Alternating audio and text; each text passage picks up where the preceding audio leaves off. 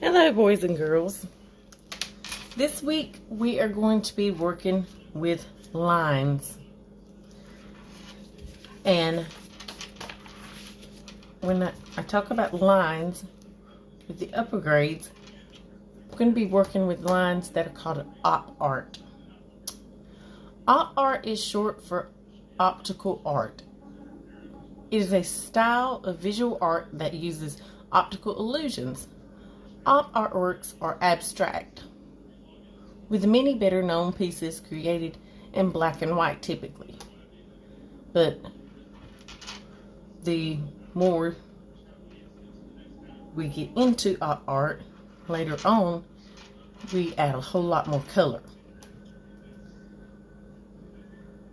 Typically, op art gives the viewer the impression that the lines are moving. The impression of movement within the lines, hidden images in the lines, or flashing and vibrating patterns, or swelling or warping.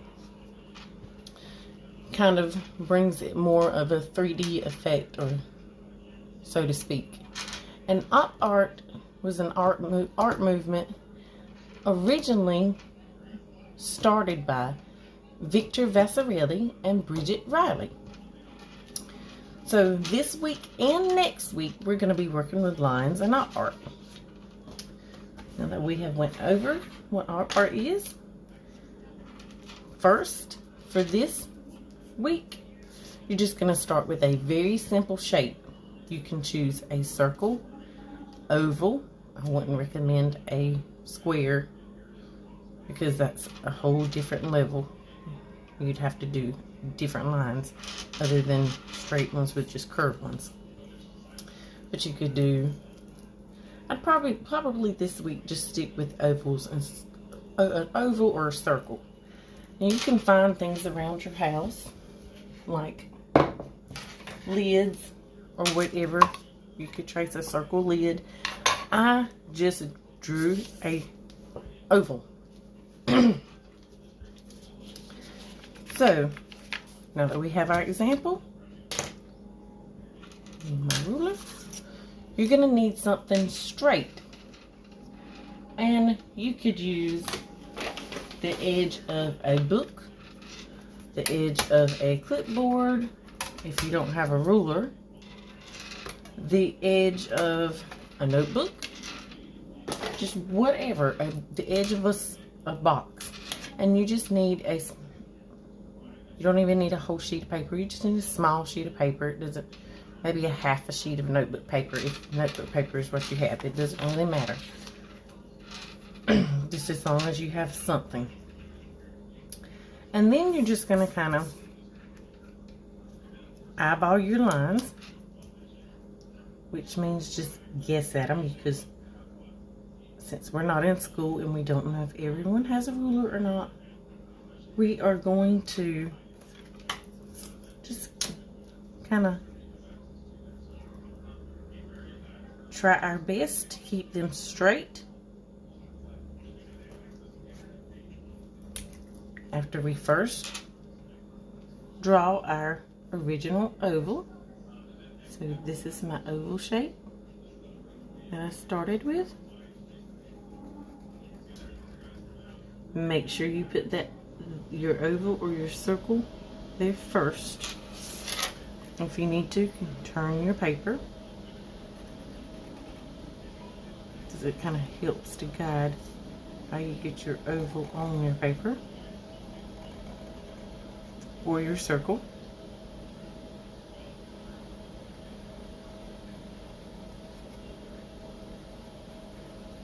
So just make sure you have your original shape there first before you do anything else. Then we're just going to take whatever we're using for a straight edge, ruler or whatever,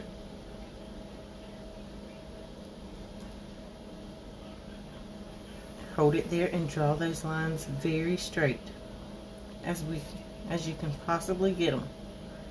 And just try to look at it and try to space it out the same. Now, once you get to reach your shape, you're not going to draw through that shape. You're going to stop. You're going to jump over that shape and draw the rest of your straight line. You're going to do the same thing with this one.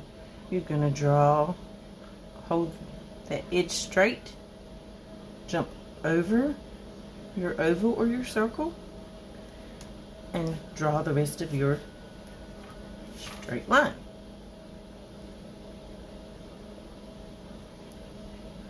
And you're going to do that again.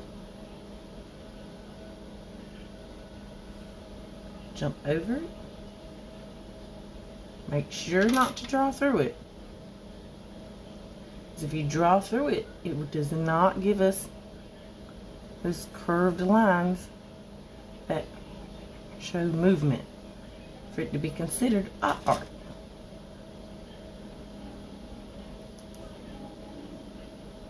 And then once you run out of space,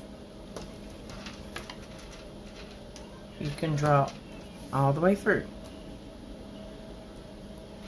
Now that you have your space there, you're just going to add an extra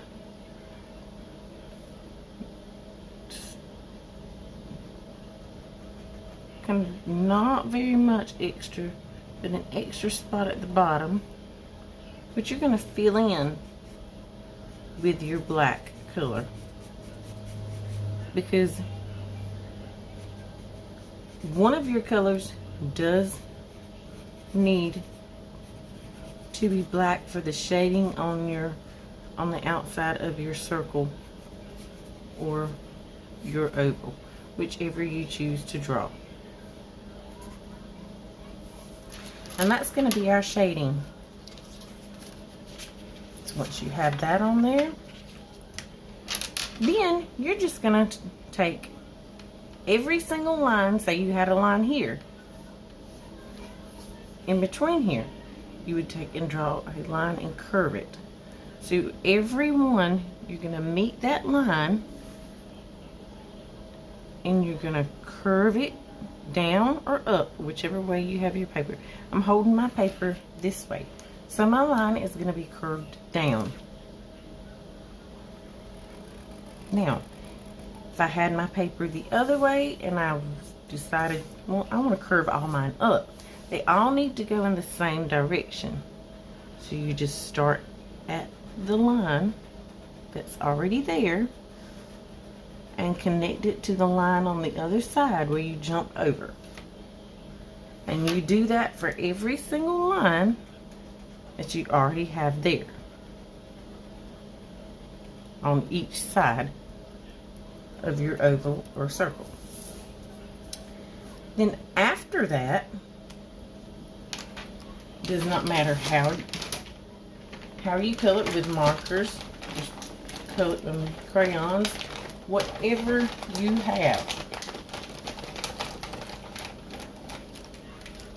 I chose gray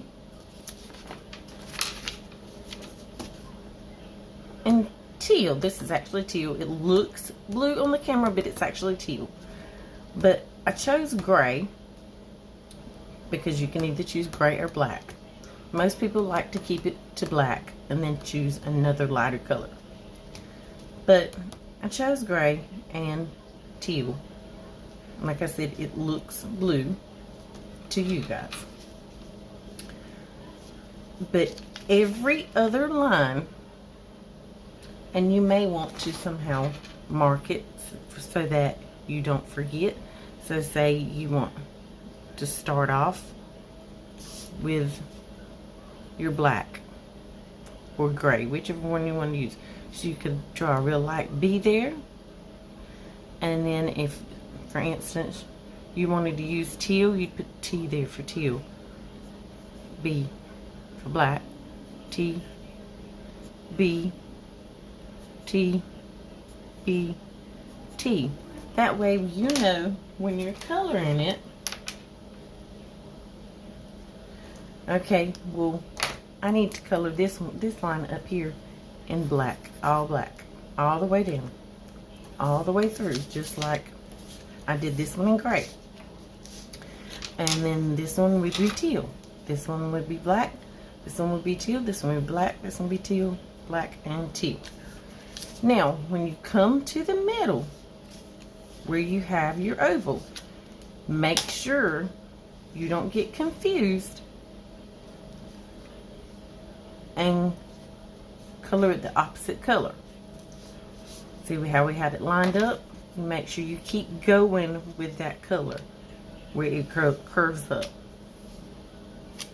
so that you don't color it wrong.